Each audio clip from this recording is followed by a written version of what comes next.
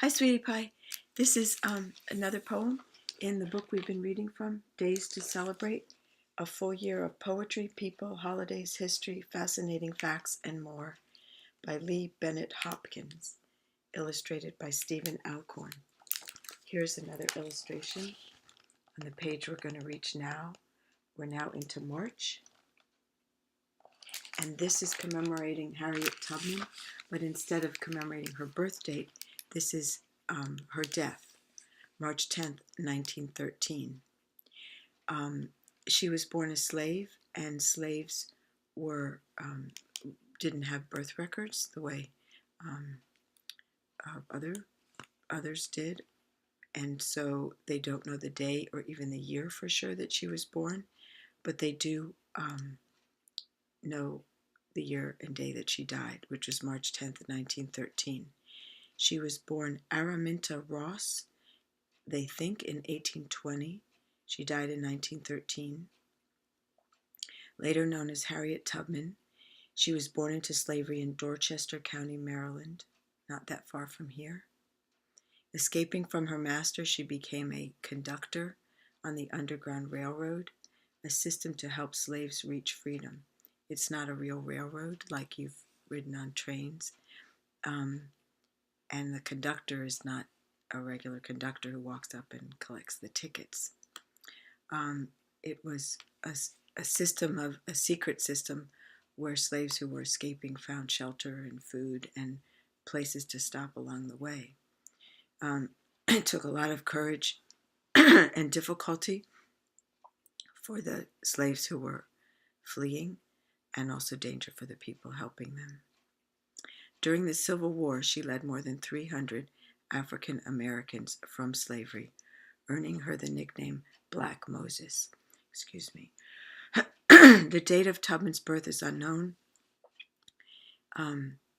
She died in Auburn, New York in 1913. In 1978, the United States made a commemorative stamp in her honor.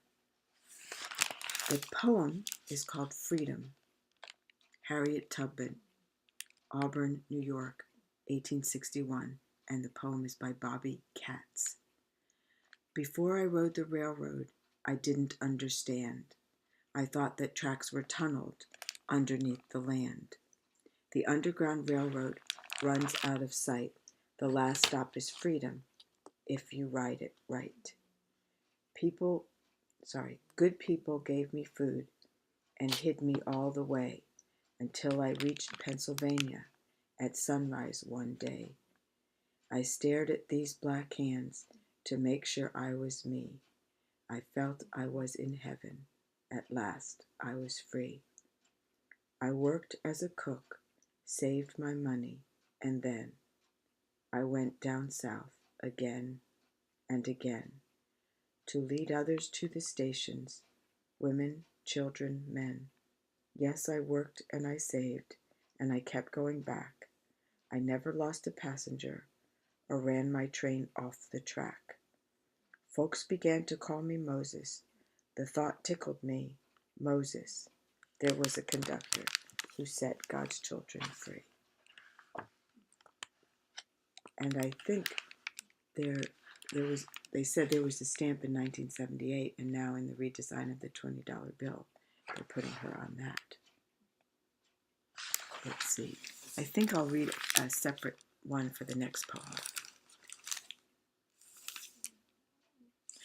Well, sometimes poems sound even better the second time you read them because you don't pause as much or something, so I'm going to read it again. It's not a long poem.